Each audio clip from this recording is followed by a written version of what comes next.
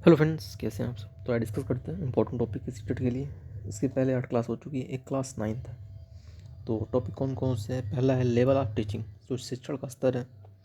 Second है micro teaching, सूक्ष्म शिक्षण। तो होता क्या है, तो उसके बारे में समझते हैं।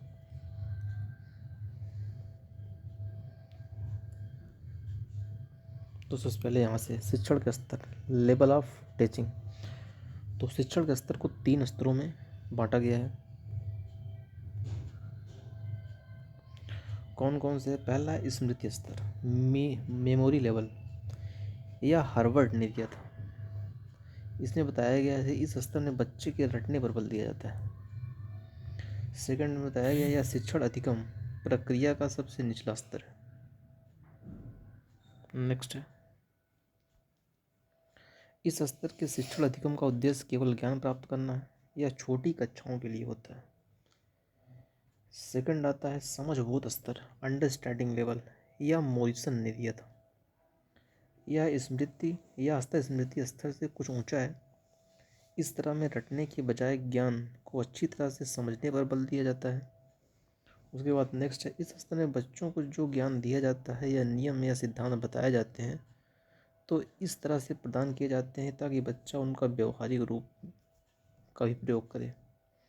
थर्ड आता है चिंतन स्तर, जो थिंकिंग लेवल होता है। इसमें जो होता है यह शिक्षण अधिगम का सबसे ऊंचा स्तर माना जाता है।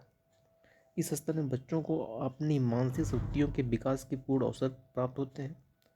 उसके बाद थर्ड ऑप्शन है इसमें पहले बच्चों को विभिन्न नियमों सिद्धांतों आदि की जानकारी दी जाती है और फिर उन्हें स्वतंत्र रूप से इस पर चिंतन करने का निष्कर्ष निकालने के अवसर दिए जाते हैं।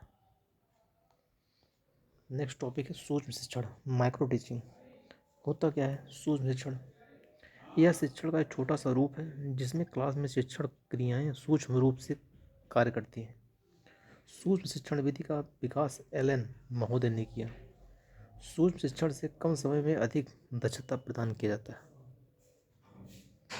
तो है क्या इसमें? सूक्ष्म शिक्षण से शिक्षकों के कौशल का विकास किया जाता है, जैसे श्यामपट्ट कौशल, पुनर्बलन कौशल, प्रश्न प्रवाह कौशल। सूक्ष्म शिक्षण की प्रक्रिया क्या है? पहला है पाठ्य योजना, मतलब पहले टीचर पाठ्य योजना का निर्माण करता है।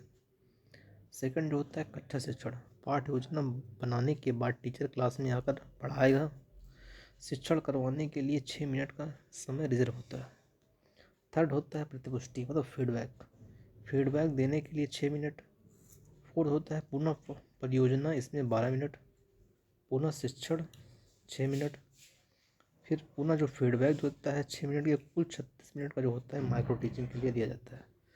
जैसे इसमें बताया गया है कि माइक्रो टीचिंग साइकिल जो होता है सबसे पहले प्लानिंग की जाती है, फिर टीचिंग होता है, फीडबैक होता है, फिर रीप्लान होता है, री टीचिंग होती है, फिर री फीडबैक होता है, फिर प्लानिंग होता है। इस तरह से क्रम जो होता है चलता रहता है। तो ये कुछ टॉपिक थे इंपॉर्टेंट।